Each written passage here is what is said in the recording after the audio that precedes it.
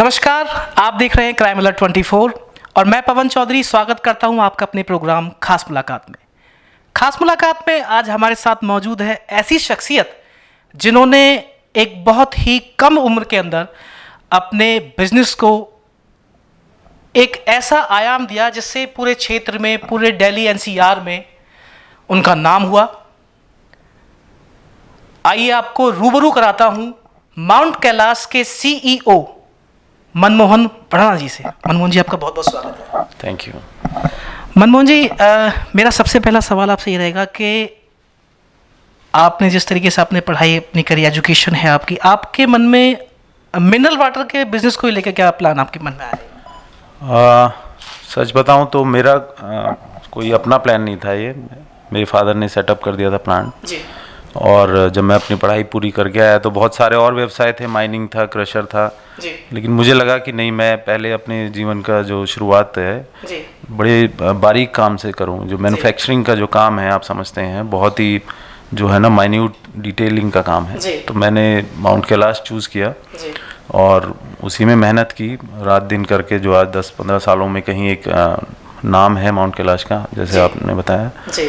और सोच तो और भी बहुत है, आगे तक और पहुंचाने की बहुत योजनाएं भी बन रही हैं और आगे चल भी रहा है काम जी। लेकिन देखो आने वाले समय में और कहां तक पहुंचते हैं ये तो समय बताएगा। अच्छा मनमोहन जी, अगर बात करें पढ़ाई की तो जहाँ तक कि हमारी नॉलेज में है, आपने जो स्टडीज़ अपनी करी है अब्रॉड जाके करी है, ये स्टडीज़ आपने अपने देश भारत में क्यों नहीं करी? विदेश ही जाने का क्या कारण था? पवन जी, दरअसल क्या बात है कि मेरी सोच ये थी कि अगर मेरा कहीं यहाँ पे एजुकेशन हो, मैं अपनी ग्रेजुएशन करूँ तो बहुत अच्छे कॉलेज से करना चाहता था जी। जैसे स्टीफेंस हुआ, एसआरसीसी हुआ जी।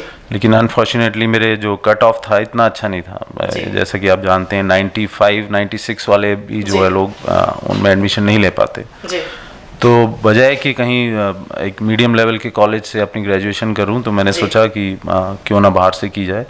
उसका सबसे बड़ा एक एडवांटेज ये रहता है कि हिंदुस्तान में तो आप पले बड़े हैं, यहाँ के तौर तरीके सब पता है, यहाँ पे क्या कमियां रही हैं, क्या खासियत रही है पता है। लेकिन जब आप बाहर जाते हैं, 4 साल अपने ग्रेजुएशन वहाँ करते हैं, तो वहाँ का भी जो एक्सपोजर है, जो वहाँ के जो देश की नींव किस तरह से रखी गई है, वहाँ का तौर तरीका, मतलब बहुत सारी चीज़ें ऐसी होती हैं जो आपको वहाँ से समझ में आती हैं। तो मैंने यही सोचा कि बजाय कि यहाँ, क्योंकि 12 साल तो मैंने अपनी स्कूलिंग तो यहीं से की है जी।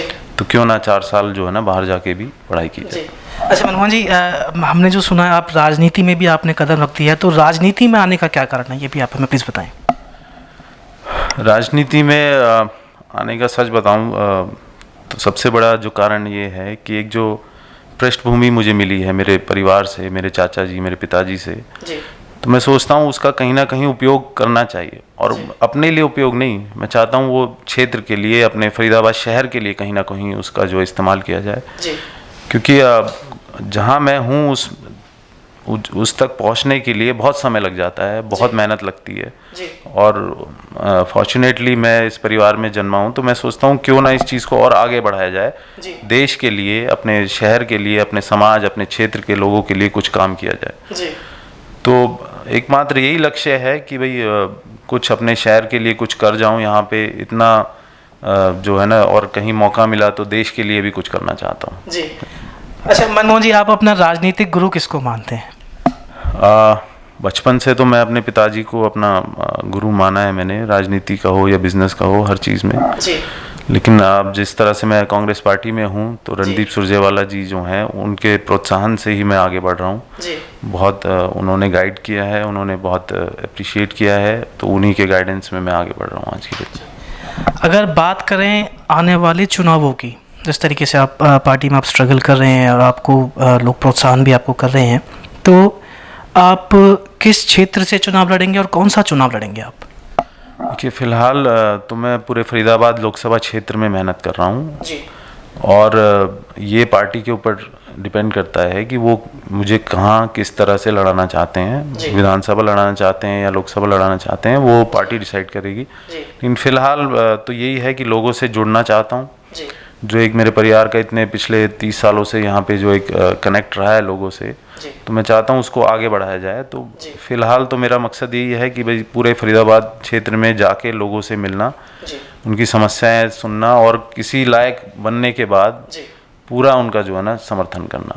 अच्छा मनमोहन जी, यदि आप सत्ता में आते हैं तो किस प्रकार की आपकी योजनाएं रहेंगी और क्या क्या आप समाज के लिए सुविधाएं मुहैया कराएंगे? देखिए सच बताऊं तो मैं चाहता हूं मेरा फरीदाबाद जो क्षेत्र है, जिस तरह से गुड़गांव ने तरक्की करी है उस तरह का मैं जो है इसको बनाना चाहता हूं। कहने को तो मैं ये भी कह सकता हूं कि जैसे यूएस में सिटीज़ हैं बहुत सारी, जैसे मैं डैलस में पढ़ा था, वैसा बनाना चाहता हूं, लेकिन वो बड़ी अतिशयोक्ति होगी अगर इस तरह की बात करूँगा। लेकिन हाँ, गुड़गांव से हम कहीं पीछे नहीं हट सकते। जो डेवलपमेंट आज की डेट में गुड़गांव में है भाई, वो भी हरियाणा का एक सिटी है, पड़ोस की सिटी है। तो फरीदाबाद में ऐसी क्या कमियां रही हैं जो हम वहाँ तक नहीं पहुँच पाए।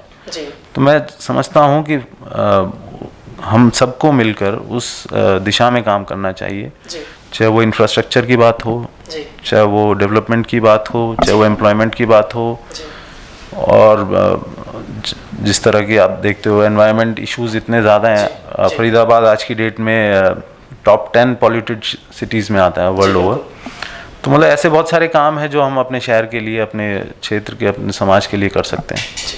अच्छा मनमोहन जी, मैं अंत में आपका ज़्यादा समय ना लेते हुए एक निवेदन आपसे करना चाहूँगा। आप एक जागरूकता का संदेश हमारे समाज के युवाओं को दें ताकि वो भी कहीं ना कहीं अपने क्षेत्र में अग्रसर हो सकें। देखिए मेरा संदेश विशेष करके युवाओं के लिए ये है कि ज़िंदगी में अपना एक लक्ष्य ज़रूर बनाएं। बचपन से ही, मतलब आप जब 9th-10th क्लास में हैं, जभी से एक लक्ष्य बनाइए कि हमें अपनी ज़िंदगी में ये काम करना है। और आज की डेट में मैं समझता हूँ कि जिस तरह से इंफॉर्मेशन टेक्नोलॉजी का जो सुविधा हमें मिल गई है आज की डेट में, तो कोई युवा अपने आप को कमज़ोर ना समझे।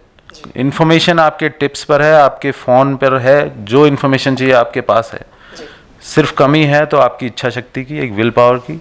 और ऐसा कोई लक्ष्य नहीं है जो अगर एक युवा ठान ले और उसको पूरा ना कर सके। आज की डेट में तो ये स्थिति है। आपने सुना माउंट कैलाश के सीईओ मनमोहन भड़ाना जी को, जिन्होंने बहुत ही सुंदर विचार रखे और बहुत ही सुंदर संदेश समाज को दिया। और अब मैं आपसे लेना चाहूँगा आज्ञा। आपसे फिर मुलाकात होगी एक नए शख्स के साथ। तब तक देखते रहिए क्राइम अलर्ट 24।